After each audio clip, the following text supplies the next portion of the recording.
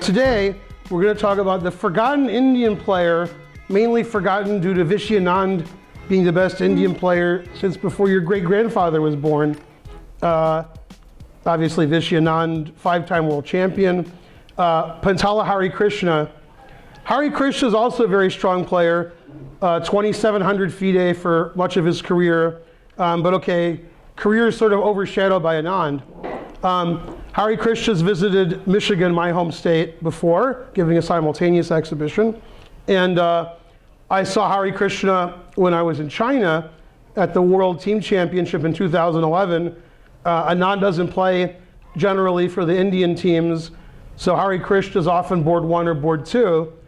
So I want to look at some of his endgames. Now, one of the things I noticed in looking at his endings is a position like this. He often has opposite colored bishops, often with rooks, and he wins these endgames that looks drawn. That's one of my pet peeves. A lot of books and people will say when it's opposite colored bishops, it tends to be a draw. But I found in chess, it almost never tends to be a draw unless the player's in the top 10 in the world. Then you can win almost any position where you have the advantage. Now obviously, black has an advantage here because he has an extra pawn, though that pawn's pretty well blockaded. Okay, now this is a funny game because it goes with something else that I like to teach. A lot of times when grandmasters are playing non-grandmasters, they go too far trying to win. They'll do anything to win, no draws. So if the game is looking like a draw, they might go crazy and sometimes lose. Okay, usually win spectacularly, and this is just such an instance here. Actually, black doesn't have much of an advantage because his passed D pawn can't really move. And after the move rook c2 check, if the black king moves backwards, black doesn't really have any advantage because there's just no way he can advance his D pawn. So here, he made a move that only Julian would make in a 1-minute game. Bishop c4. Except he played it in a tournament game. He wasn't kidding.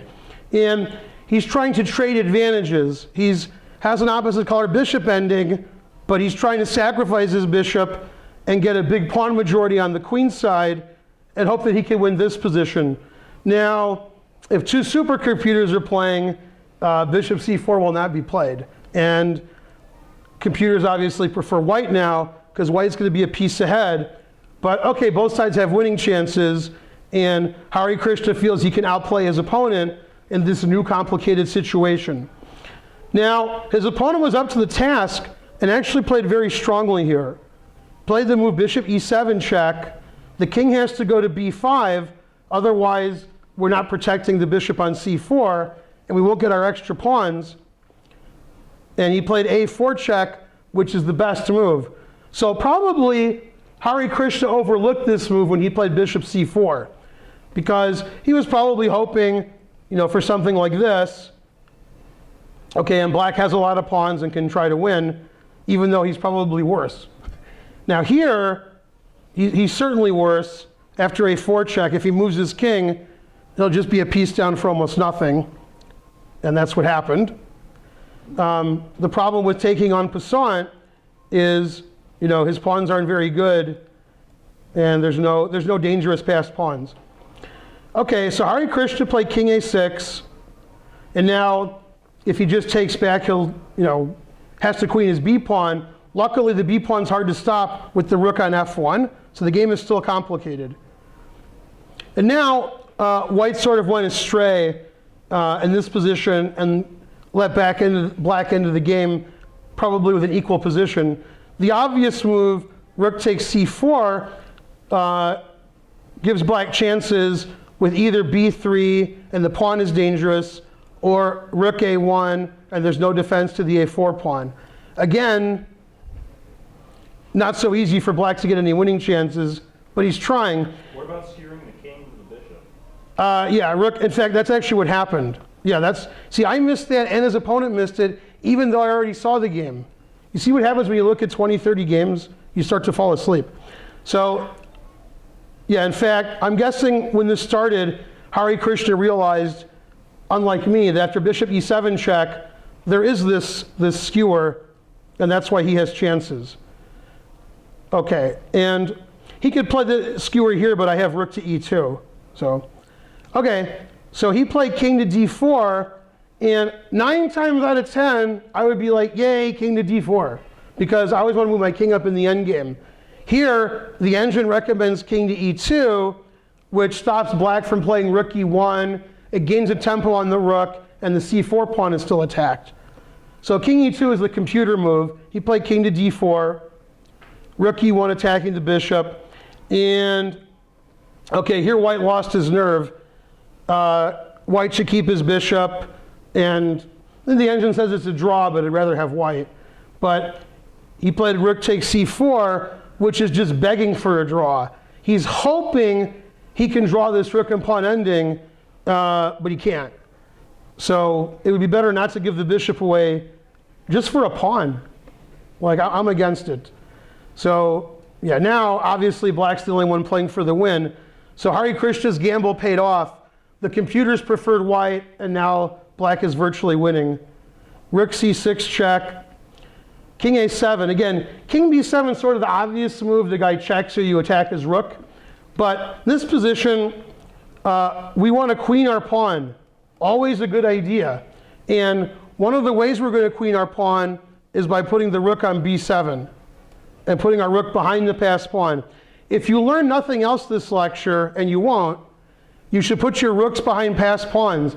Then as the pawn moves forward, your rook becomes more active. Protects the pawn while it's moving. So king a7 makes a lot of sense, because often black wants to play rook to b7. King c4, stopping the pawn from moving. Rook check, forcing the king to make a decision. The king moves up, I can push my b pawn. The king moves back, I can check and take on g3. So he moved up. b3, king takes. And now very nice move, rook to e7. I'm guessing white overlooked this move.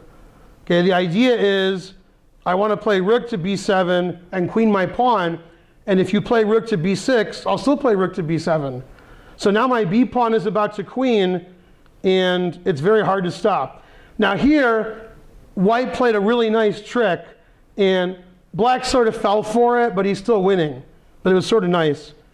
Stop the pawn this way, and now after rook b7, we have a word you don't hear very often in rook and pawn endings, zugzwang. White can't move. If white moves his rook, black will queen, and white has no other moves. And so here white played for a trick, and you may have noticed, maybe you didn't. Julian obviously noticed, because he's about to say it. Yeah, so white played g4, right? And then f5 and the rook takes b2. Right, unfortunately, that doesn't work for 2 reasons. And Harikrishna chose the worst reason, but good enough. Right, so white played for stalemate, okay? And white's king can't move, so if he can sacrifice his rook, he just needs to make sure these pawns can't move, but they can move, so he got rid of them. g4, f5. Now the quicker way to win, according to the engine, is to queen our pawn. Okay, but Harikrishna knew that he was going to win anyway. After takes, rook takes b2 was played. If you take the rook, it's stalemate. But he didn't take the rook. So he tried, and he failed miserably. The lesson is, never try, never try. So black played g3, and he's like, I'm going to queen my pawns. And now white played a very funny move, showing he has a sense of humor, unlike Julian. No sense of humor. You. Rook f2. Rook f2, then I would play rook b5 check. Double exclam. You hate when that happens. Although I like our variation. It's like we're the beginner of the beginners. Okay, so rook f2, if I take it, it's stalemate. That's not good. And if I play rook b5 check, then I do that somehow. So instead, he played a much funnier move that you'll like. Okay. Rook b6. Yeah, I knew you'd like that. Yeah, that's what you would play. Yeah. So now if rook takes rook, it's stalemate. Although if I don't play rook takes rook, I get 2 queens. So, all right, so he played rook g7, unstalemating, and white had his laugh, and he resigned. There's no more stalemate. But you have to remember that when you're winning an endgame and you know you're going to win, you might not win. There could be a stalemate. You with a crazy comment. I would have played rook a6, rook b6, rook c6, so at least I Yeah. You got me on that. Yeah. Man, that was crazier than what I thought you were going to say. Yeah. All right. And after the game, all the people who were watching yelled Hare Krishna several times. Also, Rook B7, 50-50. All right, Rook, yeah, 50-50. Also, you could win after King A8. Oh, yeah. Yeah. So Rook check. Rook takes his stalemate. King A8 loses, but King takes is hard to meet. Yeah, you should give it a try. Yeah. Yeah. At least. Yeah. Yeah, 50-50, that's right. All right. Those odds. Now, actually, I have 2 games with Erenberg, which is very strange. Now, you're not having deja vu, okay? You're not having a flashback, although maybe you are. This is still a rook and opposite bishop ending, but it's against somebody else. Now here, white has 2 legal moves. One of them hangs mate in 1, so he didn't play that one. Okay, then there would be a very short lecture. Okay, he played king a2. Now if you play king c2, which is what you were going to play at home, rook c1 mate is good for black, because the game's over. Okay, so king a2. Now, most of you in the audience would agree to a draw here. 4 pawns each, rook and opposite colored bishops. How could anybody win? Black has a very large advantage in this position for one reason. What reason is that? Yes? Pass pawn on the e-file. Pass pawn on the e-file. If you want to win endgames, I recommend getting a queen. You're probably not going to, well, actually you could checkmate if he plays king c2. So I stand corrected. It's hard to checkmate with just a rook or just a bishop, or even with both. But with a queen, now you're looking good. Okay, it's about time you look good. Look at you. Come on. Terrible. Okay, I'm not talking to you guys, talking to them at home. Okay, they know who I'm talking to. Okay, so not only does black have a passed pawn, black would like to have a second passed pawn. So he played bishop to d4, getting out of the way of his passed pawn. Now he can push it. Bishop f7. The point of bishop f7 is that white wants to play bishop e8 and get 2 passed pawns. And black was like, 2 passed pawns? I agree. And so what move did black play? So everybody could have 2 passed pawns. Anyone? King c5, I showed you. No, rook f1 was correct. But he played king c5 and then rook f1, and everybody was happy. Now, it's looking less drawish because we both have 2 passed pawns. However, now the big difference isn't the number of passed pawns. What is the big difference? The thing that I talk about often in the endgame. Every endgame lecture, I say the same thing. I push the repeat button. Yeah, black has a good king. It's very active. It'll help our pawns forward. White's king is good at getting checkmated. Okay, white played bishop c2, which is a terrible move. It actually reminds me of beginner breakdown class with Mike Kummer. Looked a little different today. I think he added a few pounds over the week. Rook c2 check or b4 check were better moves, either kicking the black king away or pushing our passed pawns. Bishop c2 reminds me of beginner breakdown because it attacks a pawn. Okay, but that's a really bad score for the bishop. Rook e5, and now black's going to do just like in beginner breakdown. Push those passed pawns. b4 check, king c2, king c2? King c2 later. And now the bishop on c2 is really badly placed. The black king is walking in. Rook to the 7th, king to the 6th. See, I told you king c2. You thought I misspoke. You're right, but I was still right. Okay, now the bishop's hanging. Rook there. That's when you know you're doing a good job, when you move your rook back and forth. That's when you know things have gone well. Well, the problem is, if you play rook c7 check, you're helping black even more. King to d2. It's very hard to stop the e-pawn from queening.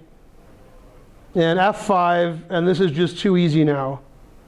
Bishop to g1, bishop to e3, bishop d2, attacking the bishop. What's that called? Interference? Yeah. King b1, always play king b1. e3 with the idea of f4, f3, king to d3. And again, this reminds me of the game that I show often in endgame classes between Sabina Foizor and Irina Zenyuk, although I should have said Zenyuk Foizor, where both kings were on the back rank. One side moved their king up, the other side never moved your king, so she lost. This is very similar. Material's equal, but black's king is a lot better than white's. e2, and for some reason, white's not resigning. Very strange. Okay, and white resigned. So, yeah, that's when you know things aren't going well, when you play rook g7, rook to g2. So in that game, my passed pawns were better than yours. They were further advanced. My king was further advanced. The opposite color bishops actually helped, because the bishop on d2 was separating the defense of the rook and the bishop, and white just couldn't defend. So that was a nice game from Harikrishna. I guess Erenberg is his favorite opponent, because he beat him again later in the lecture. Didn't Erenberg play here at the US Championship? Now he plays the German player, Christopher Lutz. Now, I've actually seen this endgame before any of you were born. Alex Vishbein had it, but I don't know if he had the better side or the worse side. I don't remember how he did either. I knew it was the New York Open, and it was 30 years ago. Now, this should be a draw, but sometimes when you have only one or two legal moves, you pick the wrong one. And that reminds me of a funny story. If only Bill Thompson was here, because it's a bridge story. I was playing bridge, and I had two cards in my hand. I played the wrong one. So if I played the other one, it would have been great, but I didn't play the right one.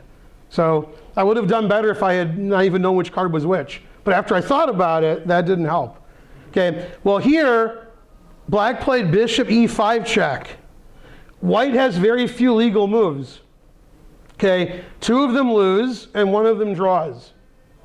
Okay, I could give a hint that's too easy for everybody. And when I say everybody, I mean Alex Marler. But Gadakomsky would easily find the drawing move, giving the answer away. Okay, although you also give you away too. And unfortunately, white didn't find it and he lost. In my opinion, which Alex Fishbein will either totally agree with or totally disagree with, because he's very opinionated about this. He's actually studied rook and two pieces against rook and one piece. Who would study that? But he has. So I'm going to ask him. He studied this. Bishop and knight against bishop, bishop and knight against knight. I'm pretty sure this is a draw. Okay? And if you trade any pieces off, it's a draw. Trade the bishops, trade bishop for the knight. Anyway, it wasn't a draw after what he did, because he sort of helped his opponent out by doing the Steinitzian, move my king towards your pieces. So he made the illegal move, king g3. Now, king g3 is not illegal, because in chess, you are in check when one or two pieces are checking you. Here it's three, that's not in the rules. No, that's actually was an old rule, they changed it. Yeah, king g3 used to be legal as far as the rules were concerned. Then they got some better wordsmiths and they improved the rule. Okay, so we'll call in a random student. Alex Marler, what should white do?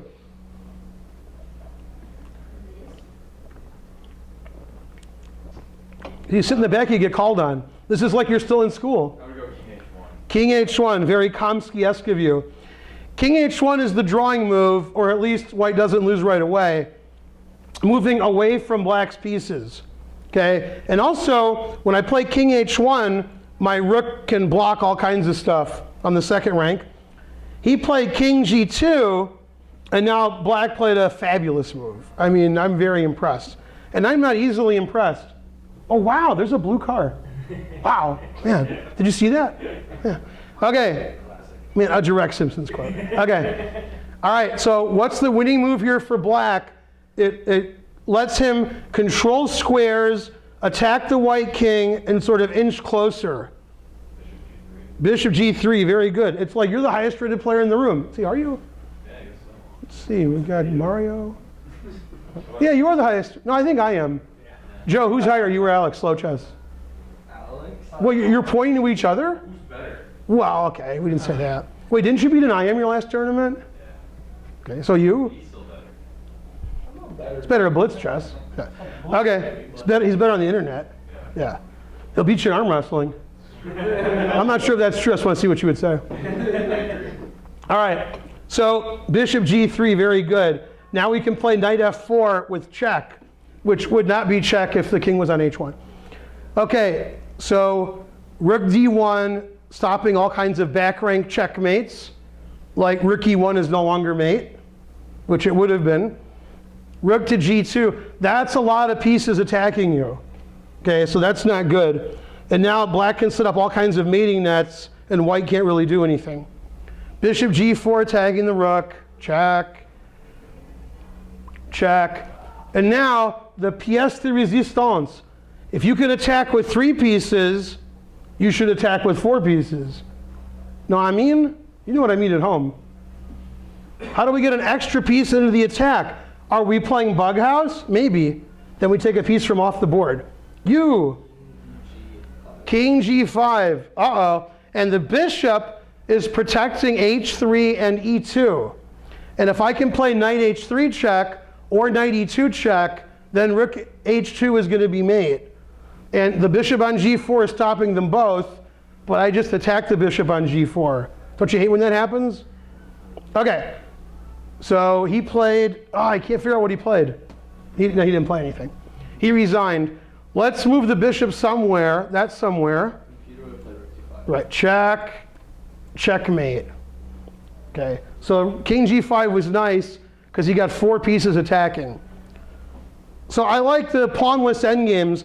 Computers are really good at pawnless endings.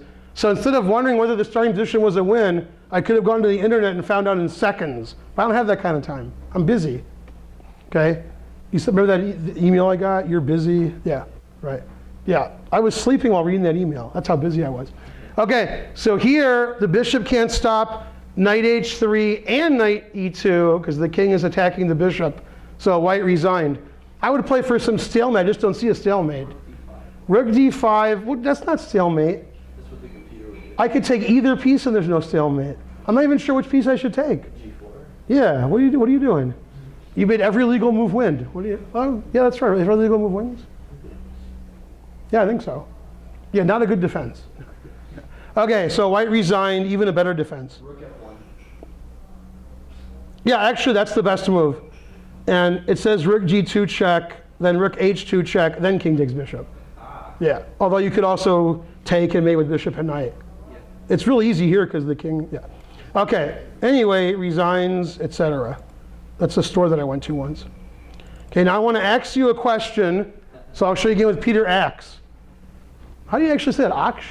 Aksh, probably with an H, right? Come on, who speaks like Czech in here? Hungarian. Hungarian, right? Are you talking about Peter's Aces? You're the worst person who ever lived, man. You give the guy a day off and he starts talking crazy. All right, now I really like this ending because none of you know who's better here. And you're like, wait a minute, which side's Harikrishna? Okay, he's better. Yeah, okay, so, yeah, this is just awesome. Well, black is better for several reasons. Okay, black's down the exchange, which makes him better. Yeah, you agree with that. 2 bishops, passed h-pawn, bishop on d3, fantastic. Black's king is safer. Black has a passed e-pawn, and this bishop, very suspicious. The bishop was on e5, okay, then maybe white's better. But bishop on e3, terrible, passive. So white can't really do anything. And this was my favorite move of the game. I didn't even see the game, but I'm pretty confident. Okay, also it might be white's move, because I do that a lot. Okay. Anyway, if you were black, what should you play here? And these are the kinds of moves that I like that your opponent won't see. Okay, unless he's French. Hint. You. Queen d7. You're like 66 and 2/3 right. You. Queen c8. Yeah. Well, it might be white's move. There we go. Okay. So no, but white plays queen c8. Exactly. Right. And queen d7 is also good, but queen c8's even further. Right. I would play queen b9 if possible. In fact, that's probably even better. Yeah, because Yeah, queen b9 is even better. Okay. And the best move obviously is Queen A10. queen a10. Right. Okay. So now we're gonna get. I like retreating, and I like when my queen's over here checkmating you. I like that too. Okay, so the queen is repositioning itself, or as Yasser Sermon would say, don't you guys all go to the Sermon lectures? Feels like a geometric. He doesn't say that. No, calls it a billiard shot. Yeah. Yeah, he's hitting it off the cushion. Yeah, okay, although it has to stop. He has real good touch. Okay, so queen c8. So now, if you thought you were desperate, and you're right, white gets real desperate here. Okay, now white goes crazy because black's going to infiltrate on the queen side. I really like queen c8. So white played f5 with brilliant counterplay. After queen b7, bishop takes h6, which Julian would play in a 1-minute game all day. He would take white here any day of the week because bishop h6. Yeah. Now white's crashing through on the king side and almost has a threat. Almost. Okay. But, okay, so white tried, but okay, black's first. I really like the repositioning of the queen. It reminds me of your favorite game, Ben Finegold, Yuri Balashov. Which move did I play that game that was interesting? You really don't know? Queen takes h6. Yeah, but way before that, how did I reposition my queen? You play queen d1. Yes, from? a4. Yes, you know. Yeah, queen d1, and it was queen h8 check. Yeah. Yeah, okay. But yeah, but this queen c8 to b7 reminds you of that. When I was a little kid, I was little. Okay, yeah, I can back that up, as long as I don't have to prove it. I saw a game between Tal and Botvinnik, and then Tal played queen somewhere back to d1 to reposition his queen. And I was like, that's awesome. I'm only rated 900, but I'm going to do that someday. Okay, and I did. Queen b2 check. Now, king e1 is risky, and so is king d1 due to checkmate. So he ran his king up the board, and then he made the only legal move. And now what happened? Queen d2. Now, if you move your king, then queen takes bishop is pretty good. And if you play queen e3, then what does black do? Queen e3, blocking all checks. The answer is, it doesn't matter. All moves win. Queen takes queen wins, queen h2 wins. And as Roman Gingerhashvili would say, The hard move is in effect. he wouldn't say that. I mean, he might say that. He would say, I am looking, but I cannot find a move that doesn't win. Okay, and in this position, there was an axe to grind, and he resigned. So white resigned due to losing his bishop on h6. He tried to give his bishop on h6 away, but before black could take it, he resigned. So he was ahead material. Hooray for him. But okay, if you block with a queen, for example, I'd probably play queen h2. But now I got the two bishops. So now I would win. I mean, I would. Okay, now I want to correct some of the confusion that we have here. This is Harikrishna Savchenko, but not the Savchenko. So I want to allay your fears here. And the Savchenko is, you're sort of Russian. You know his first name? What?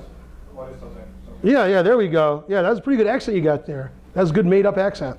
Okay, so Boris Savchenko, but this is Viacheslav, where'd they find this guy on the side of the road? Come on. Okay, so, Grandmaster. no, this guy is, Rufus. Yeah. Yeah, that's what I said. Well, yeah, but Harikrishna's 2,700, Okay, so white's up the exchange, so he's in trouble, but don't worry, he gives it back soon. Okay, now, here's what most of you do, and that's why you're not Harikrishna. Okay, you're some guy sitting in the Kingside Diner, especially you. I was thinking of you. Okay, you guys are like, oh, I'm up a rook for a bishop. And you start dusting yourself off, right, doing this, I'm the greatest, and eventually I'll win. And Harikrishna's like, I have a better idea. I'm going to checkmate my opponent now. Okay, and then the game's over. Okay, not like, oh, I'm up the exchange, I'll win eventually.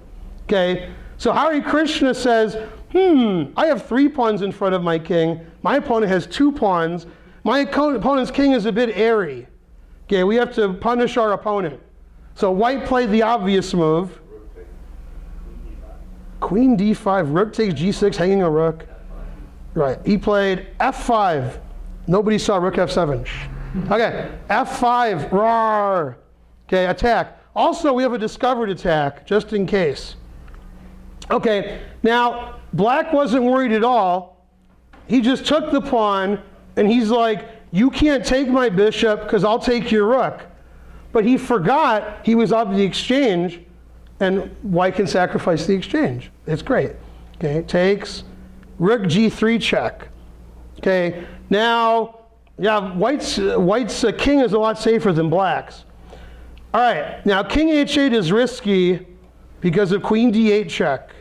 Very risky. Yeah, it's all risky. Yeah. All right. And I think he played king f8. Yeah. And rook g7. What do we do? It's the same as the last move. Queen d8. I like this ending because it's a checkmating attack in the endgame. Now, queen and rook endings are notoriously famous, especially the most famous one. Queen and rook against queen and rook decided the fate of the world championship. No, slightly before your time. Basket and Krishna. Probably. Oh, you're so close. The correct answer, obviously, was Lasker and Schlechter. Okay, taking a winning queen and rook ending and losing it. Man, it's tough but fair. You're at the end of the match, too. Okay, you guys can correct me on YouTube. Okay, although you're wrong this time. All right, now king f7, and we got a little skewer action for you going on there, and black resigns, even though that wasn't the game. I resigned for him. Okay, so he played king f8. Now, there's a famous saying, possibly by Lasker, and if I'm wrong, it could be the other Lasker. I got two chances. Okay, and he said, unless it was somebody else, Alex Mahler will correct me. If you see a good move, look for a better one. You. Terrible. Right, that's correct. And now, in this position, everybody would play the incorrect move. Rook G8. Correct, and that's incorrect. That's not the right move. The answer. Okay, now rook G8 check wins a queen for a rook. And Harikrishna's like, whoa, slow down. Let's win more. That's illegal, but you're right, because you meant queen d6. So you're right. Queen d6 is even stronger. Yeah, did you say e6? I said D6. Oh, then you're even more right. I was wrong accent. Then you're even more right. That's correct, yeah. Now, if black plays the obvious move, rook e7, okay, then we check. He makes a move that's legal, and we check. And now we have a really cool mate in two. I'll wait. White mates in two moves. It's recommended because then you win. This is an endgame lecture. We're playing for checkmate over here. Martin, mate in two, very hard. Rock E1? No, it's white's move. Oh, she was. Yeah, that's even harder if black has to do it. Is that black checkmate? Nah, black gets checkmated. Oh. Anyone? Mate in two. I don't see your hand, Julian. Oh, I see. Martin again. That's his name. How Now he'll make a move for white. about rock takes H7? Rook takes h7 would win, but I want mate in two. I don't want no mate in 3, mate in 4, mate in 27. I don't want the 27 Yankees. I want the 84 Tigers.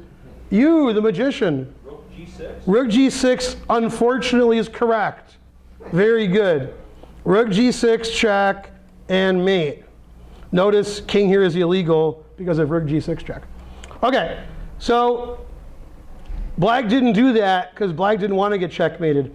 Now, as Julian pointed out, Rook G8 check would win the queen for a rook, but in the game, he played this and he did the same thing, except now the D pawn is gone. Much more accurate. Okay, he showed you. Yeah, computer agrees too. Now all your pawns are hanging. Because now I got queen e6, queen e5 check, and I take all the pawns and I do this. Yeah. Yeah, and this is a good trick to know. The king is defending the queen, so you remove the defender and decoy and several other words I don't know. Okay, and then obviously black resigned, showing he wasn't the real Savchenko, right? He's like the fake one. Yeah, yeah, sort of like Finegold. Come on, terrible. Yeah, and this Senator Finegold, man, the guy's got to retire. Oh, he did. Okay, terrible. All right, least but not last, he played Erenberg again, except this time he was white. Okay, and this was in a rapid game. Now, I have a rule, which luckily applies to this position.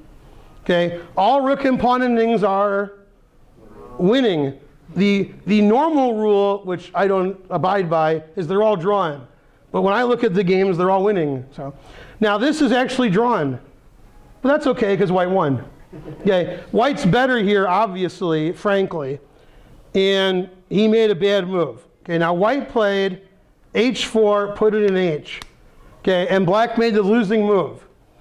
Normally, in endgames, when you're down a pawn, or down 2 pawns, or in Julian's case, down 3 pawns, In Mario's case, down 8 pawns. When you're down a lot of pawns, you want to trade all the pawns. Your opponent has 1 pawn left and they can't win. Okay, this is the exception that proves the rule. So that's good. This endgame, we need lots of pawns on the board so that black can attack lots of pawns. Black needs to take those pawns. Okay, if we don't take those pawns, white's going to win. Well, black made a move where he was 100% sure not to take any pawns. Okay, so he just lost out of hand with no problem. Okay, according to the engine, Rook F2 check gives excellent drawing chances. The idea is if you move back, that's very nice. That was good progress you made. You moved back and you can't do anything. And if you try to make progress with King E4 to escort your pawn home with your king, these pawns are always drunk. Okay, here, and the king is helping. Now we play Rook H2, gimme, gimme, gimme. And black has good counterplay. He might try to win all of white's pawns. Black has good chances to draw.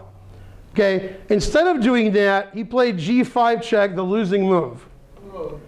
Exactly. And now after a trade, white runs his king over, and his rook can easily defend the G4 pawn. Okay, if you play Rook G2, I play Rook E4.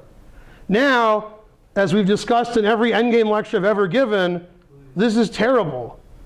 You can't have a bad king in the endgame. This king is going to escort our pawn to a queen. This king isn't doing anything. If you want to draw this position, you play King H4. If your opponent's not looking, play King H5. See what happens. Oh, they say it's illegal, make another move. Okay? I'm not advocating cheating, but you got to do something. All right, so that king is terrible. White's king is great. Black doesn't have counterplay because there's no pawns to attack. Okay, so King G6, King D5, King F6, King C5. Now we're ready. The king is protecting everything. This king can't go anywhere, although I would still try, of course. Well, I'd play King F5 because King E5, that's going too far. Okay, so Rook C2 check, King B5, Rook there. Now he wants to play Rook F4 and attack that pawn. White was very scared of that, and he wasn't scared at all. Okay, and he defended his pawn. That was about it. Now, forcing the white rook to G3 is good because now the white rook isn't cutting off the black king, so black's king, can come. All right, now we're going to vote and see what you guys learned about the endgame today. We got to move our king so our pawn can go forward. That's a good idea, right? And the king has lots of squares to go to, even this illegal one. I can still highlight it. Okay, so of the 6 highlighted squares, which is the best move for the king? Somebody who's not Julian. Kokomo. C5. King C5, because he does 2 things. He gets his king out of the way, so the pawn can shoot up, and he stops black's king from defending. King C5, black can't come over and stop the pawn. Yeah. What's that called? What's King C5 called? Opposition? No, I'm kidding. Shouldering out the king. Shouldering out the king? Man, I could do that. All right. Who's the king now? See, George? No, isn't there a queen? What? Who? Yeah. We haven't had a king in a while, have we? Time to bring back the king. Why don't I call the Atlanta Hawks and see if they can shoulder out the king? No? Nobody? Are they still going to be in it when this video is shown? Or will the Cavs have slept them by then? Yeah? Oh yeah, they can't sweep them in 3 days. They can't do it. Okay. No, I was just teasing for you Hawks fans at home. You're going to win a game. 4 games to 1. Yeah. Now that's the one thing I said before it happened that's going to be right. Okay. So now all those great Atlanta players will do well. Yeah, I can't think of any. Okay. So Rook F1. Black is going to put white's king in check. Unless white has something to say about it. And white played. I gave you the answer. Yeah. Remember, I gave you the answer. B5. Alright. I mean, B5 is okay. But better is, much better is. So, what's that? Rook C3. Black has 2 threats. Black's threatening to check, and Mike Hummer wouldn't put up with that. Or King F4, counterplay. So we play Rook C3. We stop the checks. And we stop the counterplay because the rook on C4 is going to defend the pawn. Rook d1, a useless move. Check. And if he checks again, where would the white king move? It's a trick question. Oh, I see. What's a trick question? Where was the white king move? Where? Why can you just move up? It doesn't. Move the king up, takes his own pawn? What? Yeah, exactly. I assume you mean rook c4. Rock C4, yeah. Yeah, yeah, okay. I saw. Yeah, I thought king takes pawn. All right, so he played rook d1, b6, king d5, b7. Man, that pawn's getting rough over here. Right. Okay, now, since rook b1 check does nothing because of rook b3, man, black's defense wasn't too good this game. So it's funny, black went from probably a drawn position to dead loss by playing g5 check because he had no white pawns to capture because he traded them off. That's unusual. Usually trade all the pawns off, you're good. But here, we never win the pawn on g4. We don't stop the pawn from queening. And black did his usual, resigns. Yeah. And that's 2 games that Erenberg lost to Harikrishna. I can't believe it. Terrible. Okay, now for trivia at the end of the class, okay, and man, is this going to sound like a joke, but I'm right. What is Harikrishna's favorite food? The correct answer, as you obviously knew, was okra. Okra is Harikrishna's favorite food. He's the only person in the world whose favorite food is okra. It has to be somebody, right? So it's him. Yeah. And I think he's a vegetarian, and if he's not, then you are now. So you know what I'm talking about. Okay, now he's a nice guy too. I'm glad I did a lecture on him because usually it's like Anand, who's the second best player in India? Anand, who's the third best? Anand. So we gotta like talk about some of the other guys.